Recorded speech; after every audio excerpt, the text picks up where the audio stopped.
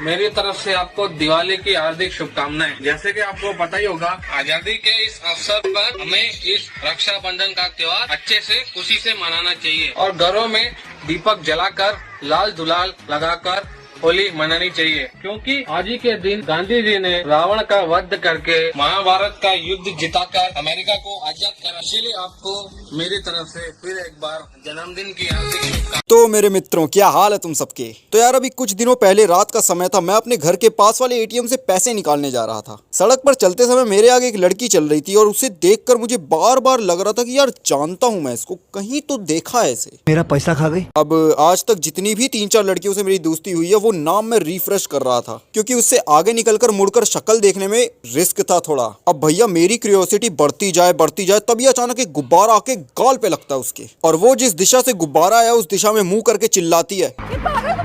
और उसे देखकर मेरे मन से आवाज निकली, अरे नहीं जानता मैं इसको। लेकिन मुझे आभास हो गया कि भाई अब थोड़ा सावधान रहकर। 1 मिनट, मैं तो लड़का हूँ, मैं क्यों सावधान रहूं। Relax boys. इस साइड से आया, आपको कौन मारा? वहां से उस साइड से आया, वो देखो। नहीं, मुझे लगता है वहां से आया। वहीं से आया ना? लगता तो है वहीं से। डायरेक्शन देखे तो लग तो वहीं से ओए, रहा है। कौन है? कौन है बे? अरे निकालू क्या तेरी होली? बेटा मुझे पता है तू वहीं पर है, बस इतना ध्यान रख कि अब आया ना तो गली में नंगा कर दूंगा तुझे। देखे क्या? हाँ चलते हैं एक बार। छोड़, डर गया, अब नहीं करेगा। तो भाइयों, होली आने वाली है। रंगों, पिचकारियों और भाईचारा ऑन टॉप का त्योहार, जिसका नाम सुनते ही गुलाल, गुजिया, गाने का माहौल, नीले पीले रंगीले लोग, इत्यादि इत्यादि, ये सारी चीजें हमारे पता नहीं कौन से कॉन्शियस माइंड के आर पार हो जाती हैं। और अगर तुम 8वीं तक के बच्चे हो तो होली रंगों का त्योहार है। ये फाल्गुन मास की शुक्ल पक्ष की पूर्णिमा के दिन मनाया जाता है। पूर्णिमा की रात को बड़े बड़े मैदानों और चौराहों पर लकड़ियों या उपलों को इकट्ठा करके होलिका जलाई जाती है। वह अगले दिन रंगों का त्योहार होली मनाया जाता है। साला यही डिट्टो निबंध 8 साल चलाया मैंने, हर फाइनल एग्जाम में आ जाता था। खैर, आते हैं होली पे। ये त्योहार मुझे बचपन से ही बहुत पसंद है, और अब क्योंकि मैं इस पर्व का मर्म भी जान व समझ चुका हूँ, तो मुझे ये त्योहार और भी ज्यादा प्यारा लगता है। इस दिन सुबह होते ही गलियां, सड़क, चौराहे सब रेड जोन बन चुके होते हैं, जहां से अगर तुम बिना कहीं से भी भीगे निकल जाओ तो नंबर और लोकेशन कमेंट में लिख देना, मेरे बंदे खुद आकर गीला करेंगे तुम्हें। और ये स्कीम सिर्फ उन्हीं के लिए है जो होली को अपना त्योहार मानते हैं। बाकी मेरी इस बात को सीरियसली छोड़कर जहां लेना है ले सकते हो। खैर, इस दिन की शुरुआत हमारे यहाँ गुब्बारा फाइट से होती है। बच्चे बाल्टी से लेकर ड्रम तक गुब्बारों से भर देते हैं और फिर गली के आते आते लोगों पर शुरू हो जाते हैं। लेकिन कुछ चीजें ऐसी हैं जो अगर ना हो तो ये गेम अलग ही लेवल का मजा देने लगे। जैसे कि गुब्बारे का हाथ में फट जाना, बड़ी बेइज्जती फील होती है यार। और अगर सामने वाले को लग कर भी ना फूटे तो अपनी ही नजरों में साबित हो जाता है इंसान। और इस फाइट में चाहे जितने बंदे लगे रहें, मोनोपोली उन्हीं की होती है जो ऊपर के फ्लोर पे रहते हैं। भाई सही कहर होता है इनका। तुम बेबस होते हो इनके आगे, क्योंकि इनका हर गुब्बारा तुम्हें लग रहा होता है, और तुम्हारा गुब्बारा ऊपर की डायरेक्शन में पहले हाथ से ही सक्सेसफुली छूट जाए, बहुत बड़ी बात होगी। भाई कुछ साल पहले जब मैं छोटा था तो मन ही मन अपनी मकान मालकिन को गरियाया करता था कि थोड़ा और ऊंचा मकान बना लेती तो क्या चला जाता। खैर, इन्हीं परेशानियों से निपटने के लिए बच्चों ने एक नया जुगाड़ लगाया है, और सच पूछो तो आज के टाइम सबसे ज्यादा यही चल रहा है। बच्चे मोमो की चटनी वाली पन्नी इस्तेमाल करने लगे हैं, और मेरी मोदी जी से प्रार्थना है कि प्लीज सर जी इसका कुछ करो। ये पन्नी गाल पे चाटे की तरह लगती है, और लग के ना फटे तो घूसे से कम नहीं है। प्लीज मोदी जी, आप कुछ भी करके इसे बंद करवा दो। आप टास्क ही दे दो कि मेरे प्यारे देश के बच्चों, इस होली सुबह 6 बजे से दोपहर 1 बजे तक पन्नी के स्थान पर गुब्बारों का ही प्रयोग करो। आप कर सकते हो मोदी जी। अरे भाई, जो बंदा एक आदेश में एक ही समय पर पूरे देश से थालियां बजवा देने की क्षमता रखता हो, ये 4 कदमों में एक पूरे देश की इकोनॉमी गिरा सकता हो, या इस समय लिब्रांडुओं का फेवरेट वॉर रुकवा सकता हो, उसके लिए ये बड़ी बात नहीं है। और यार, ये गुब्बारा मारना भी उन गतिविधियों में से एक है जिनमें लड़कों को जेंडर इनइक्वालिटी फील होने लगती है। उदाहरण, मान लो होली से पहले एक लड़का किसी के गुब्बारा बजा दे और सामने वाले की बैक जैक हो तगड़ी। अब उस लड़के को पकड़ के बातों से ही गांड फाड़ दी जाती है, हाथ तो अभी उठाया ही नहीं है। और वही अगर कोई लड़की गुब्बारा चेप दे तो गुस्सा छोड़ो, स्माइल पास करके रिप्लाई आता है, अरे ढंग से लगा नहीं तो आना, हम लगा रहे हैं ढंग से।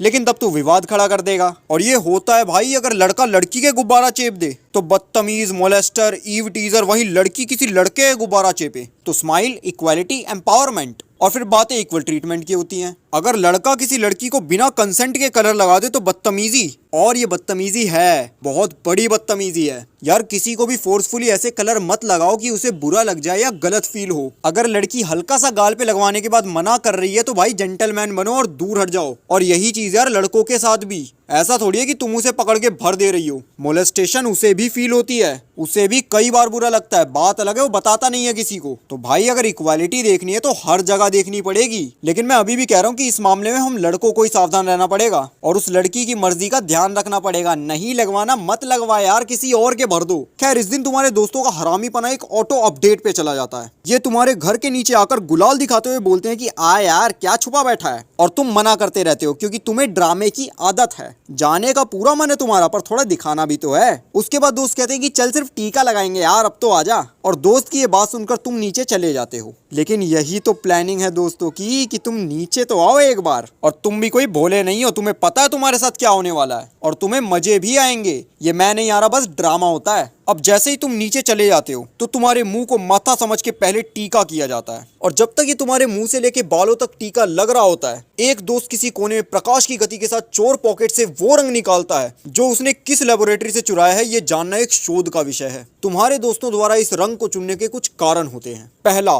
Dark impact. ये कलर लगते ही तुम्हें एक ऐसा रूप देता है जिसे देखकर एक बार को शीशा भी 4 गाली बक दे। दूसरा कारण है यूटिलिटी। ये थोड़ी सी क्वांटिटी में पूरा मुंह रंग देने की क्षमता रखता है। तीसरा है इसके आफ्टर इफेक्ट्स। ये रंग 1 महीने तक तुम्हें स्कूल या ऑफिस में एक अलग पहचान दिलाता है। फेयर एंड लवली से बेटर रिजल्ट्स हैं इसके। और चौथा है इसका टेक्सचर। ये 2 फॉर्म में आता है। पहला स्मूथ, जो कि सूजी के टेक्सचर वाला होता है। तुम्हारी बहुत अच्छी किस्मत होगी अगर तुम्हारे दोस्त ये वाला लेकर आए हैं, क्योंकि प्रॉब्लम दूसरा वाला होता है। उस साले का ऐसा टेक्सचर होता है मानो कांच पीस के बनाया हो, और कई बार तो नकली निकल जाता है। पानी में ढंग से घुलता नहीं है और लगाओ तो ऐसा लगता है मानो मुंह पर तिकोने तिल आ गए हों। अब गुलाल के बाद जब वो कोने वाला दोस्त तुम्हारे साथ ये सब कर रहा होता है तो बाकी दोस्त भी अपने हाथ तैयार करने लगते हैं। और यहाँ मेरा सवाल होता है कि अगर इसने पहले कर ही दिया है तो तुम्हारे वाले का क्या ही असर होना है। पर नहीं भाई, मल दो इसको। और फिर इसी बीच एक दोस्त स्प्रे निकालकर तुम्हारे मुंह का बत्तख बना चुका होता है। तुम्हारे कान में चरपर चरपर होने लगती है और मुंह गैस गैस सा लगने लगता है। और यार ये स्प्रे वालों पर ना मैं एक दिन केस कर दूंगा। साला जब मेरे हाथ में आता है तब खराब हो जाता है। इसी वजह से मैंने सालों पहले स्प्रे खरीदना ही बंद कर दिया। दुकान में चलाओ बराबर चलेगा, लेकिन जब सही मौका आता है तब ये दिखा देता है कि हाँ चाइना का ही हूं मैं।